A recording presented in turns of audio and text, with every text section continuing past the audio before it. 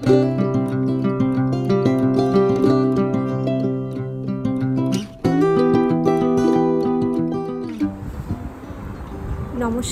সবাই কেমন আছেন? আমি অরিজিতা সুইডেন থেকে আজ অনেক দিন পর একটি ব্লগ নিয়ে আপনাদের সামনে। আজকের বারটা হচ্ছে শনিবার আর এখন বাজে দুপুর 1:45 মতন, কিন্তু আকাশের যা অবস্থা দেখে মনে হচ্ছে না যে একটু বাদেই হয়তো সন্ধে নেমে যাবে। আর শীতকালে এখানে বেশিরভাগ সময়ই তো রোদ্দুরের আলোটা দেখা যায় না। আর আমিও মাঝখানে বেশ অসুস্থ ছিলাম, খুব জ্বর সর্দি কাশিতে প্রায় আজকে 10 দিন বাদে বাড়ি থেকে বেরিয়েছি। আজকে আমরা যাচ্ছি ক্রিসমাস মার্কেট দেখতে। কয়েকদিন বাদেই যেহেতু ক্রিসমাস, আর কালকেই ক্রিসমাস মার্কেটটা শেষ হয়ে যাবে, তাই আজকে আমরা দুজনে বেরোলাম ক্রিসমাস মার্কেটটা দেখতে যাব। গথেনবার্গের ক্রিসমাস মার্কেট কীরকম হয় আপনাদের সাথে শেয়ার করছি। এখানে ক্রিসমাস মার্কেটটা প্রতি বছরই খুব ভালো বসে, আমাদের হয়তো দুবার যাওয়া হয়েই যায়, কিন্তু এবারে আমার শরীরটা খারাপের জন্য, আর ওয়েদারটা ভীষণ খারাপ, শুধু বৃষ্টি হচ্ছে এখানে আর ভীষণভাবে তাপমাত্রা ওঠানামা করছে, তাই প্রত্যেকের ঘরে ঘরে এখানে শরীর খারাপ। তো আজকে চলুন ক্রিসমাস মার্কেটটা আপনাদের ঘুরিয়ে দেখাই, কী কী পাওয়া যায় ক্রিসমাস মার্কেটে। কিছু খাওয়া দাওয়া করব, ঘুরিয়ে দেখাবো আর আপনাদের সাথে শেয়ার করব। বাড়ির থেকে খুব বেশি দূর নয়, একটা ট্রাম ধরলেই আমরা পৌঁছে যাব। চলুন তাহলে যাওয়া যাক। অবশ্যই সবাই ব্লগটার সাথে থাকবেন এবং শেষ পর্যন্ত দেখে জানাবেন কমেন্টে অবশ্যই আপনাদের কেমন লাগলো। আর 2-3 দিন বাদেই ক্রিসমাস, কিন্তু লাগাতার বৃষ্টি আর এরকম মেঘলা আকাশে একেবারেই ভালো লাগে না। উৎসব অনুষ্ঠানের দিনগুলোতে মনে হয় একটু নীল ঝকঝকে আকাশ, একটু মেঘমুক্ত মেঘলা সূর্যের আলো দেখতে পেলে ভালো হয়। দেখছেন কত বড় ক্রিসমাস ট্রিটা নিয়ে যাচ্ছে। নিজস্ব বাড়ি আছে তো তাই সুন্দর করে সাজাতে পারবেন। চলুন, ট্রাম এসে গেছে, ট্রামে উঠে বসি।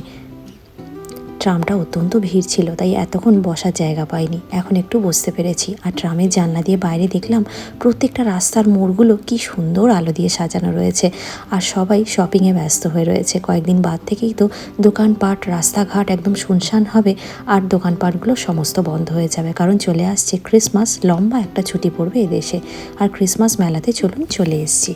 তো এখান থেকে ক্রিসমাস মার্কেট শুরু। চলুন, অনেকটা দূর পর্যন্ত পর দোকান আর প্রচুর খাবার দাবার রয়েছে, পুরোটা ঘুরে আপনাদের দেখাই। এদেশের ক্রিসমাস মেলার মধ্যে কোনো রকম কোনো চাকচিক্য বা অতিরঞ্জিত ব্যাপারটি কখনোই নেই। খুবই সাধারণ একটি মেলা, এবং সেই মেলার মধ্যে প্রত্যেকটা মানুষের মুখের মধ্যে একটা অমলিন হাসি, আর সেই হাসির মধ্যে লুকিয়ে আছে অদ্ভুত একটা আনন্দ। আর এই ক্রিসমাস মেলায় বিশেষত খাবারগুলির মধ্যে থাকে বিভিন্ন রকমের ব্রেড, আর তার সাথে খুব ঐতিহ্যবাহী গরম একটি পানীয় যেটাকে বলা হয় গ্লুগ, আর যেটা সবসময় এরকমভাবেই একটা ইন্ডাকশান ওভেনের ওপর বসানো থাকে যেন সেটা গরম থাকে, আর ওপর থেকে কিছু আলমন্ড, বাদাম আর কিশমিশের কুচি দিয়ে পরিবেশন করা হয়। দেখুন এই যে সন্দীপন নিচ্ছে, আমরা তার সাথে 2টো ব্রেড নিয়েছিলাম। এখানে বিভিন্ন রকমের ব্রেড আছে, যার মধ্যে থেকে সবচেয়ে ফেমাস হলো লুসিয়া বান ব্রেড এবং সিনামন বান ব্রেড। এই সিনামন বান ব্রেডটা তো প্রায় সময় খেয়ে থাকি, কিন্তু লুসিয়া বান ব্রেডটা কিন্তু এই ক্রিসমাসের আগে লুসিয়া ফেস্টিভ্যালের টাইম থেকে ভালোই পাওয়া যায়। আর কি খাচ্ছ? লুসিয়া বান।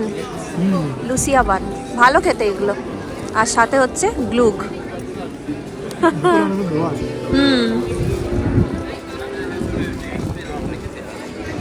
গ্লুগ নিতে পারো একটুখানি, এর সাথে ভালো লাগবে।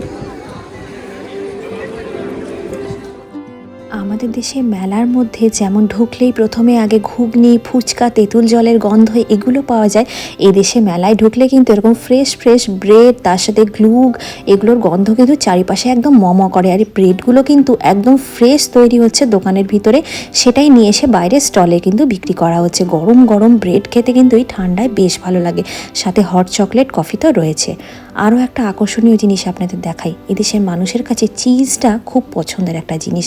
ব্রেডের মধ্যে চিজ দিয়ে খেতে বা শুধুই চিজ খেতে এদেশের মানুষ খুব পছন্দ করে, তাই মেলার মধ্যে একখানা বড় সাইজের চিজের দোকান তো থাকবেই, যে চিজগুলো ওনারা বানিয়ে নিয়ে এসে এইভাবে বিক্রি করেন।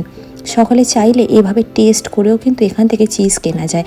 চিজ তো রয়েছে, সাথে রয়েছে বিভিন্ন রকমের স্প্রেড, আর রয়েছে খাঁটি মধু। বিভিন্ন রকম চিজ দেখতে দেখতেই চোখ গেল ওই অলিভের দোকানটা দিকে। দেখুন কত রকমের অলিভ রয়েছে, সাথে আবার সকলকে ফ্রিতে টেস্টও করাচ্ছে টুথপিকের মধ্যে অলিভ কুচে। ঠিক তার পাশের দোকানটাতেই রয়েছে হাতে তৈরি করা এরকম চিকেন সসেজ এবং বিভিন্ন রকমের মাংসের সসেজ। এবং এখান থেকে সসেজ যদি আপনারা কিনে নিয়ে যান, এর মধ্যে একটা অথেন্টিক টেস্ট কিন্তু পাওয়া যায়। এনারা নিজে হাতে এই সসেজগুলো তৈরি করেন। সসেজটাও কিন্তু চিজের মতনই খুব ইম্পর্টেন্ট একটা জিনিস, যেটা এখানকার মানুষ খুব পছন্দ করে ব্রেকফাস্ট আইটেমে ব্রেডের সাথে খাওয়া দাওয়া করে। এবং ঘর সাজানোর জন্য এখানে কিন্তু বিভিন্ন রকমের ফুলের গাছ রয়েছে।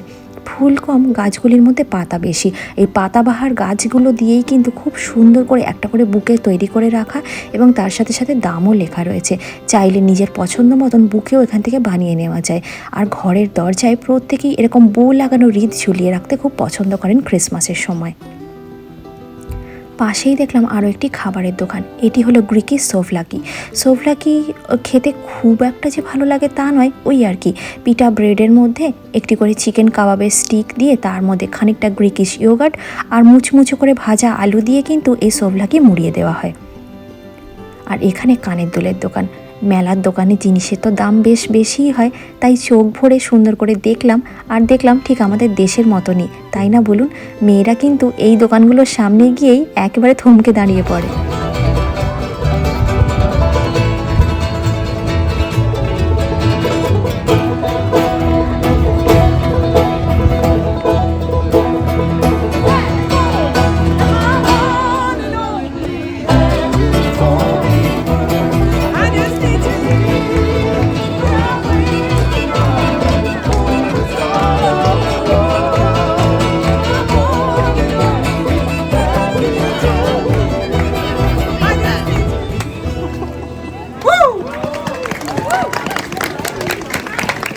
সুইডেনে আসার পর থেকেই এদেশে ক্রিসমাস উদযাপনগুলো আমাকে খুব আনন্দ দেয়। কারণ এই সমস্ত উদযাপনের মধ্যে চোখ ঝলসে দেওয়ার মতন বাহুল্য বা অতিরঞ্জিত চমক কিন্তু নেই, কিন্তু সব কিছু পাওয়ার মতন ভালো থাকার একটা আরাম রয়েছে। বাল্টিক সাগরের তীরে অবস্থিত এই দেশটির মানুষজন কিন্তু খুবই শান্তিপ্রিয়, তাই এদেশে সমস্ত উৎসবে অনুষ্ঠানে আনন্দ করার ধরনটাও ভীষণ শান্তিপূর্ণ। এবং এই সব কিছুর মধ্যে কোনো রকম কোনো অহংকার নেই, বরং এই নিভু নিভু আলোর এই অনুচ্চারিত ভালো লাগার কথা সবসময় কিন্তু বলা রয়েছে। এটা হলো খুব সুন্দর একটা সেন্টেড ক্যান্ডেলের দোকান, এবং ঠিক তার পাশেই রয়েছে নরওয়ে, সুইডেন এবং ফিনল্যান্ডের বিভিন্ন জায়গা থেকে দূর দেশ থেকে হাতে তৈরি করে বয়ে নিয়ে আসা গরম পোশাকের এরকম উলের বিভিন্ন রকম শীতবস্ত্রের দোকান। যেহেতু সামনেই একটা দীর্ঘ শীতকাল, তাই এই দোকানটিতে ছিল একেবারে উপচে পড়ার মতন ভিড়। মেলা দেখতে দেখতে প্রায় মেলার শেষ প্রান্তে চলে এসেছি। এই দোকানটিই ছিল মেলার সব থেকে লাস্ট দোকান। আর এই দোকানে বিক্রি হচ্ছিল বিভিন্ন রকমের কেক আর পেস্ট্রি। তার মধ্যে আমি দেখলাম ক্যারট ফ্লেভারের কেক, সেমন ফ্লেভারের কেক এবং পিস্তাচিও ফ্লেভারের কেক, বিভিন্ন রকমের চকলেট কাপ কেক, আর তাছাড়াও নারকেলের কোটিং করা এক রকমের সুইডিশদের ঐতিহ্যবাহী এক রকমের চকলেট বিক্রি হচ্ছিল। আর সাথে তো বিভিন্ন রকমের কুকিজ, গরম গরম হট চকলেট আর কফি তো রয়েছে। চলুন মেলা দেখা আজকে এখানেই শেষ করলাম। চলুন, গোটা মেলাটা তো দেখা হয়ে গেল। আর এখানে এরকমই দোকানপাট বসে মোটামুটি, আর অনেকটা জায়গা নিয়েই হয়, আর এরকমই থাকে। আজকে এবারে তো কোরাস বাজছিল, গান হচ্ছিল, বেশ ভালো লাগছিল, খারাপ লাগলো না মোটামুটি আর কি। মেলা দেখা শেষ। এবারে কোথায় যাচ্ছি? নর্থ স্ট্যান্ড, তাই তো? একটু নর্থ স্ট্যান্ড যাই চলুন, কয়েকটা জিনিসপত্র কেনার আছে, নিয়ে বাড়ি ফিরে যাব। ভীষণ ঠান্ডা আছে বাইরে, বেশ জমাটি ঠান্ডা, হাতগুলো বেশ জমে জমে যাচ্ছে। আর একটু পরেই তো মেলা উঠে যাবে, 4টে বাজলেই তো পুরো অন্ধকার হয়ে যাবে একদম। চলুন এখন যাওয়া যাক। আর আমরা চলে এসেছি এখন নর্থস্টার্ন মলের ভিতরেই একটা স্যালাড কাউন্টারে, সেখান থেকে কিছু স্যালাড খেয়ে নিতে, কারণ রাতের ডিনারটা একদম সেরেই বাড়িতে ফিরবো। বাইরে যা অসম্ভব ঠান্ডা, বাড়িতে গিয়ে আর কিছু বানাতে ইচ্ছা করবে না। তাই চলুন আজকের ভ্লগটা এখানেই শেষ করছি। সন্ধ্যের অন্ধকার তো নেমেই গেল, 4টে প্রায় বেজে গেছে, আর বাইরে আস্তে আস্তে বৃষ্টিও শুরু হয়েছে। ভ্লগটা তাহলে আজকে এখানেই শেষ করছি। সবাই ভালো থাকবেন, সাবধানে থাকবেন। আমার ভ্লগটির কিছু অংশ যদি আপনাদের মনের কোনো অংশে জায়গা করে নিতে পারে, তাহলে অবশ্যই লাইক, কমেন্ট আর আমার চ্যানেলটি সাবস্ক্রাইব করে পাশে থাকবেন। আমি ফিরে আসবো খুব তাড়াতাড়ি নতুন আরও একটি সুন্দর ব্লগের সঙ্গে। আর এই ভিডিওটি যদি আপনারা আমার ফেসবুক পেজে দেখে থাকেন, পেজটি কিন্তু অবশ্যই ফলো করে নেবেন। সবাই খুব ভালো থাকবেন, সাবধানে থাকবেন। পরবর্তী ব্লগ নিয়ে আসবো নতুন বছরের উদযাপন কিভাবে সুইডেনে আমরা কাটালাম সেইটা সংক্রান্ত। আজকের মতো বিদায় নিলাম।